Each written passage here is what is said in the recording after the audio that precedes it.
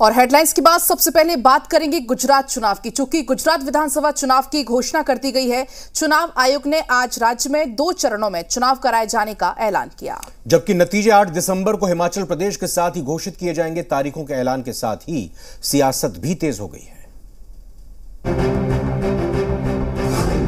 गुजरात में चुनावी शंखनाद, तारीखों का ऐलान, सियासी घमासान। कौन बनेगा गुजरात का सरदार? चुनाव आयोग ने गुजरात विधानसभा चुनाव की तारीखों का ऐलान कर दिया है। गुजरात में 2 चरणों में चुनाव होंगे, जिसके नतीजे 8 दिसंबर यानी हिमाचल विधानसभा चुनाव के साथ ही आएंगे। इसके साथ ही राज्य में आदर्श आचार संहिता लागू हो गई है। चुनाव आयोग के मुताबिक गुजरात विधानसभा में 2 चरणों में चुनाव कराए जाएंगे। पहले चरण के लिए 1 दिसंबर को 89 सीटों पर मतदान होगा। 5 दिसंबर को 93 सीटों पर मतदान कराया जाएगा। 8 दिसंबर को चुनाव नतीजों का ऐलान होगा। Date of poll would be 1st and 5th, with the date of counting to coincide with Himachal Pradesh on 8th of December, and the entire process would be completed on 10th of December. So this is what is the schedule. 182 सीटों के लिए होने वाले चुनाव को लेकर आयोग ने अपनी तैयारी पूरी कर ली है। पहले फेज के लिए नामांकन की आखिरी तारीख 14 नवंबर है, जबकि दूसरे फेज के लिए नामांकन की आखिरी तारीख 17 नवंबर तय की गई है। कुल 2 करोड़ 90 लाख मतदाता इस बार चुनाव में प्रत्याशियों के भाग्य का फैसला करेंगे। इनमें 3,24,422 नए वोटर पहली बार मतदान करेंगे। मतदान केंद्रों की संख्या 51,782 है। The date of issue of notification would be for the first phase 5th of November, and for the second phase 10th of November.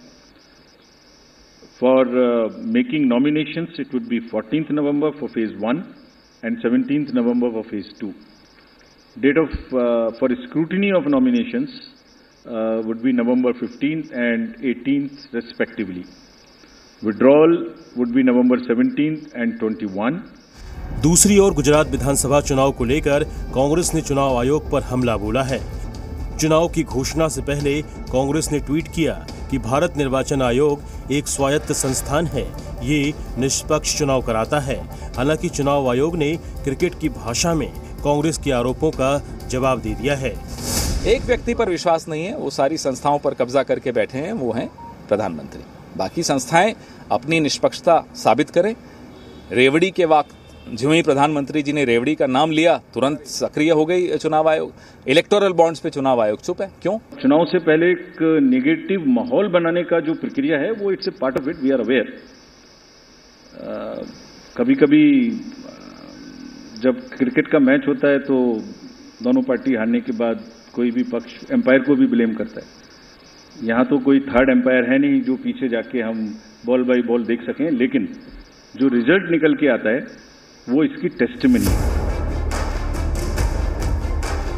आम आदमी पार्टी ने भी चुनाव आयोग के ऐलान के बाद जीत का दावा किया।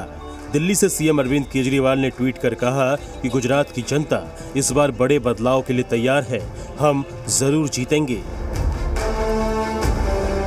वहीं बीजेपी ने दावा किया है कि इस बार 27 सालों का रिकॉर्ड टूटेगा।